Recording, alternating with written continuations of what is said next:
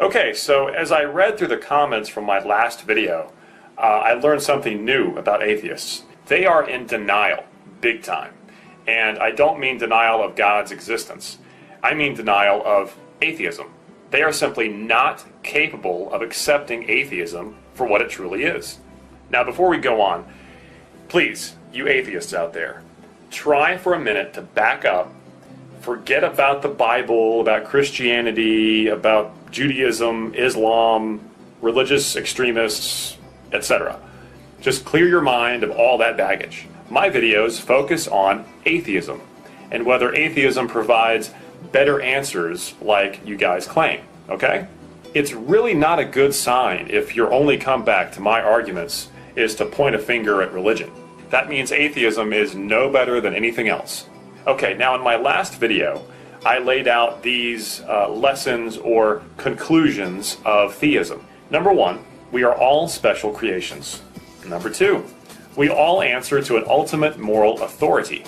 And number three, we are all here on purpose. And on the flip side, here are the conclusions of atheism. Number one, we are all biological accidents. Number two, there is no ultimate moral authority. Morality is subjective.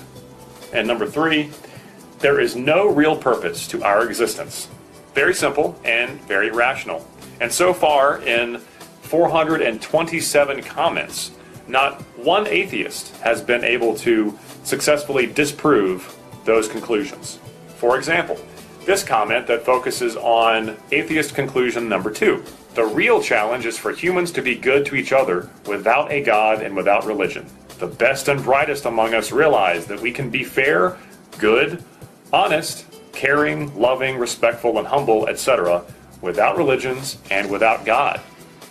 Yes, you're right. As an atheist, you certainly can be good and honest and respectful and caring and loving, etc. And how exactly do you do that? By rejecting the conclusions of atheism.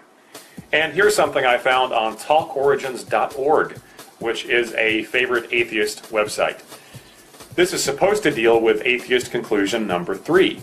Purpose is not determined by origins. Things can have purpose even if their origin is due to chance. The North Star, for example, came to its position by chance, but people still find a purpose for it. Well, sure, most things do have a functional purpose. My functional purpose is to eat, sleep, and procreate. But I'm talking about something more meaningful than that. What is my ultimate objective purpose? Within atheism, where can I draw meaningful purpose from? Nowhere. Of course, you're free to live under the illusion that there is purpose to your life. As a musician, perhaps I could say that my purpose is to share my musical passion with the world. Or as a humanitarian, perhaps I could say that my purpose is to leave the world a better place than I found it. But that's all subjective, and none of it truly matters in the long run. Under atheism, everything in existence, our entire universe, is doomed. One day, all the stars will burn out, and there will be nothing but a massive cosmic graveyard. And that is the culmination of reality under atheism. So what if the North Star helped sailors at sea? So what if you helped an orphan child, or you were faithful to your spouse? Under atheism, our existence is objectively meaningless. It is only through delusion and denial that any satisfying meaning can be found in your life. You see, most atheists end up thinking and behaving as if the conclusions of theism are true, while rejecting the basic premise, that there is a God. Most of them even have fancy arguments to rationalize this.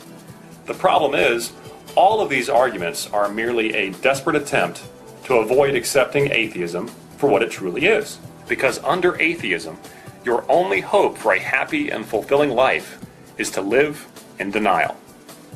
Till next time.